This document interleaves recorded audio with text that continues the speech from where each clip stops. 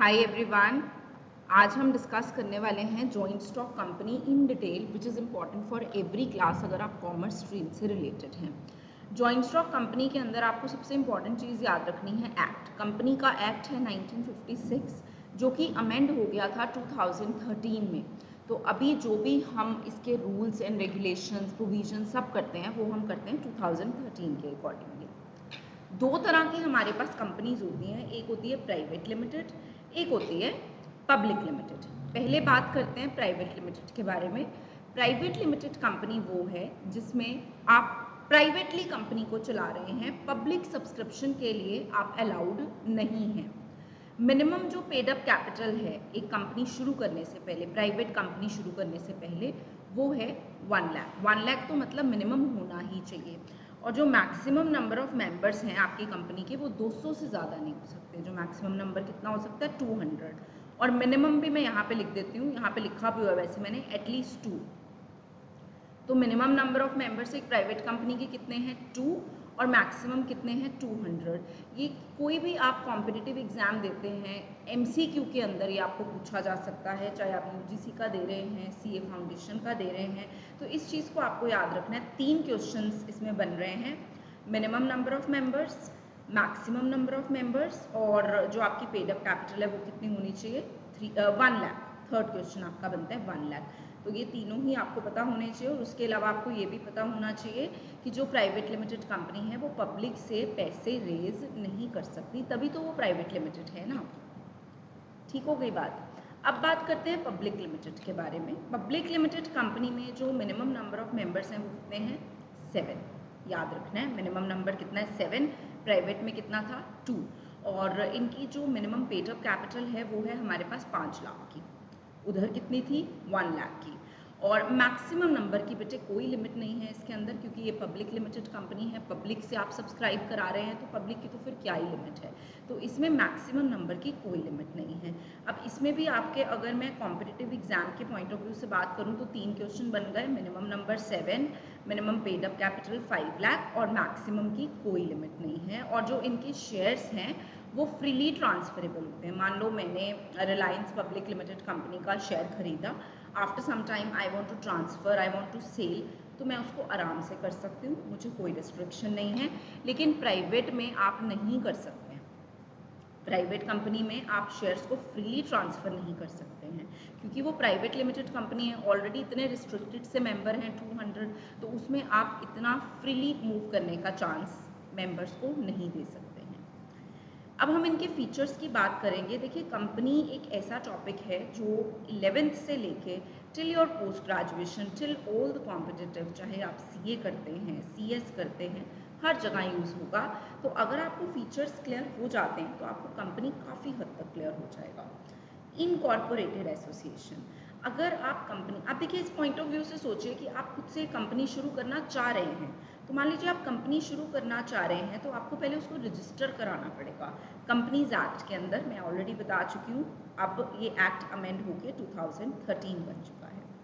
अगर आप रजिस्ट्रेशन नहीं कराते हैं तो आप कंपनी को स्टार्ट ही नहीं कर सकते हैं। This is the very first step कि आपको कंपनी को रजिस्टर कराना है, आपको कंपनी को इनकॉर्पोरेट कराना है। और जैसे ही आप कंपनी को इनकॉर्पोरेट या रजिस्टर करा लेते हैं वो आपकी एक सेपरेट लीगल एंटिटी बन जाती है, ऑनर से अलग। मतलब जैसे अब मैं आपको इसको एक एग्जांपल से क्लियर करती हूँ, रिलायंस की ही एग्जांपल ले लेते हैं। रिलायंस हम सबको पता है अंबानीज की कंपनी है, लेकिन जो रिलायंस कंपनी है ये एक अलग एंटिटी है और जो अंबानी फैमिली है, जो मुकेश अंबानी है, वो एक अलग एंटिटी है। ये दो अलग अलग चीज़ें हैं, तभी हम इसको कहते हैं सेपरेट लीगल एंटिटी। इसकी अपनी एक पहचान है, इसकी अपनी एक पहचान है। तो separate legal entity in the sense कि जो भी कॉन्ट्रैक्ट्स हो रहे हैं वो कंपनी के नाम पे हो रहे हैं, मुकेश अंबानी जी के नाम पे नहीं हो रहे हैं। Perpetual succession, perpetual succession, perpetual का मतलब होता है कंटिन्यूटी। जो एक कंपनी है वो हमेशा कंटिन्यूटी में रहती है, वो बंद नहीं होगी। अभी जैसे मान लेंगे पब्लिक लिमिटेड में, मैं ऑलरेडी आपको कह रही हूँ मैक्सिमम नंबर ऑफ मेंबर्स की कोई लिमिट नहीं है, तो परपेचुअल एग्जिस्टेंस कैसे हुई, कोई मेंबर आ रहा है, कोई जा रहा है, किसी की डेथ हो गई है, किसी ने कंपनी छोड़ दी है, इससे कंपनी थोड़े ना बंद हो जाएगी ना, कंपनी तो चलती रहेगी। तो उसको हम बोलेंगे कंटिन्यूटी, और in other words we can say perpetual existence. Limited liability, this is the most important point. अगर आप मेरे चैनल पे एक्टिव हैं, आप वीडियोस रोज देख रहे हैं, तो मैंने सोल प्रोप्राइटर और पार्टनरशिप का वीडियो डाला था, इसका मैंने शॉर्ट्स भी डाला था, और इसमें मैंने ये बताया था कि इन दोनों ही केसेस में जो लायबिलिटी है वो अनलिमिटेड है, which is the very very big disadvantage. क्योंकि अनलिमिटेड लायबिलिटी बड़ी एक बुरी चीज़ है कि बिजनेस एसेट्स के साथ साथ आप पर्सनल एसेट्स के लिए भी लायबल कर रहे हैं। लेकिन अगर मैं कंपनी की बात करूं तो कंपनी के केस में लिमिटेड लायबिलिटी होती है। हर एक मेंबर जो है वो सिर्फ नॉमिनल वैल्यू ऑफ शेयर्स जो उसने खरीदे हैं उसी के लिए लायबल है, और किसी चीज़ के लिए लायबल नहीं है। अब यहाँ पे मिक्स हो गया, ये 5th पॉइंट है। Let me just change the pen, मैं रेड पेन कर लेती हूँ। ट्रांसफरेबिलिटी, ये ऑलरेडी मैं बता चुकी हूँ आपको। आप इसी तरह से लिखेंगे कि हमारे पास दो तरह की कंपनीज हैं, एक है पब्लिक कंपनी और एक है प्राइवेट कंपनी। अगर मैं पब्लिक कंपनी की बात करूं तो पब्लिक कंपनी में शेयर्स को हम इजीली ट्रांसफ़र कर सकते हैं। अगर मैं प्राइवेट कंपनी की बात करूं तो प्राइवेट कंपनी में ट्रांसफ़र पे रिस्ट्रिक्शंस होती हैं। कॉमन सील, अब हमने बात की थी सेपरेट लीगल एंटिटी की। सेपरेट लीगल एंटिटी में मैंने आपको एग्जाम्पल से समझाया कि रिलायंस कंपनी और अंबानी ये दो अलग अलग एंटिटीज़ हैं, राइट। अब यहाँ पे अगर मैं बात करूँ कॉमन सील की, तो वो इस चीज़ को ऑथेंटिकेट करता है, क्योंकि कॉमन सील क्या है, अगर मैं सिंपल लैंग्वेज में यहाँ पर लिखूँ, सिग्नेचर ऑफ कंपनी, कंपनी के सिग्नेचर। अब देखिए यहाँ पे यही बात होगी ना, रिलायंस कंपनी की अपनी एक कॉमन सील है, अपनी एक स्टैंपिंग है।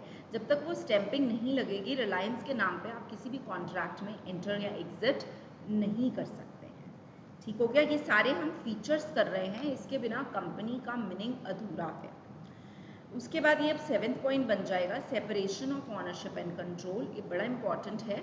ऑनरशिप होती है बेटे शेयर होल्डर्स की, आपने सुनी होगी ये बात, that share holders are the owners of the company. और कंट्रोल जो मैनेजमेंट है वो किसके हाथ में है, बोर्ड ऑफ डायरेक्टर्स के हाथ में है, बोर्ड ऑफ डायरेक्टर्स के हाथ में है। तो ये दो चीज़ें बड़ी इंपॉर्टेंट है, ऑनरशिप शेयर होल्डर्स के हाथ में है और कंट्रोल किसके हाथ में है, बोर्ड ऑफ डायरेक्टर्स के हाथ में। अब लगते हाथ मेरिट्स की भी बात कर लेते हैं। एक चीज़ मैं आपको हमेशा हर लेक्चर में बताती हूँ कि जो फीचर्स है ना वो ऐसी चीज़ है जिसमें से तुम मेरिट्स को भी डिराइव कर सकते हो और डीमेरिट्स को भी डिराइव कर सकते हो।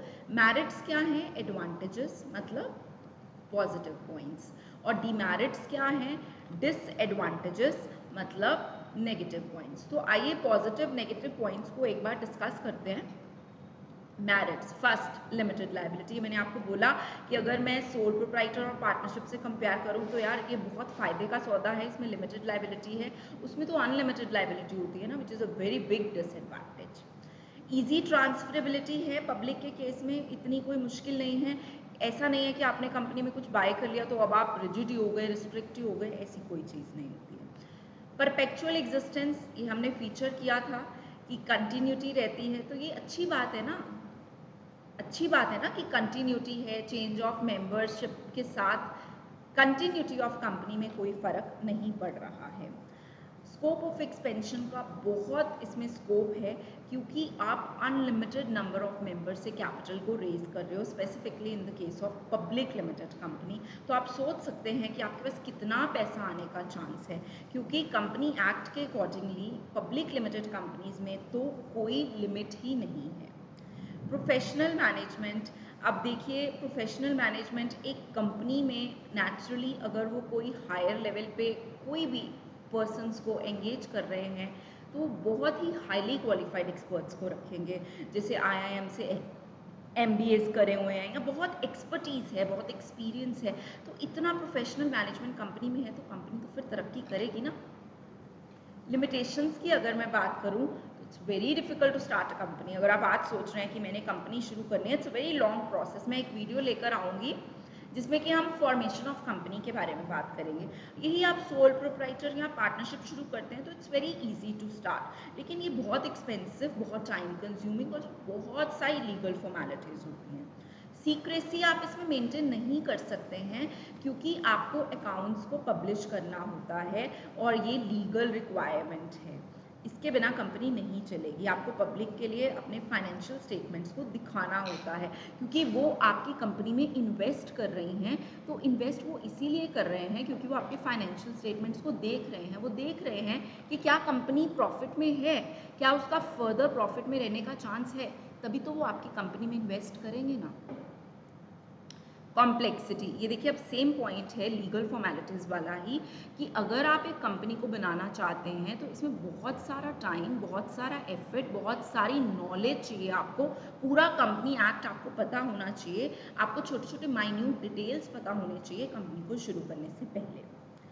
डिले इन डिसीजन मेकिंग, जो भी डिसीजंस होते हैं वो बोर्ड ऑफ डायरेक्टर्स के साथ होते हैं। एक मीटिंग बिठाई जाती है, उसमें सब लोग बैठते हैं, सब लोग अपना डिसीजन देते हैं, तो कई बार डिसीजंस में डिले हो जाते हैं। और रेड टेपिज्म, ब्यूरोक्रेसी, ये सब तो हर जगह है ही है, स्पेसिफिकली इन केस जहाँ पे बहुत बड़े बड़े एडमिनिस्ट्रेशन और एसोसिएशन ज्वाइन हो जाते हैं।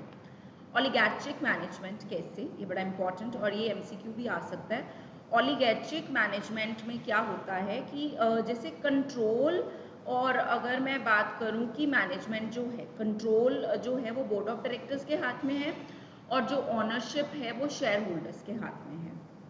इसके बारे में हमने बात की ना कि ओनरशिप शेयर होल्डर्स के हाथ में है और कंट्रोल बोर्ड ऑफ डायरेक्टर्स के हाथ में है, बट एक्चुअली में ऐसा होता नहीं है। एक्चुअल अगर मैं प्रैक्टिकली बात करूँ तो बहुत कम लोग हैं जो कंपनी को मैनेज कर रहे हैं, बहुत कम लोग हैं। हम सिर्फ ये बुक्स में ही पढ़ते हैं कि शेयर होल्डर्स जो हैं वो ओनर्स हैं।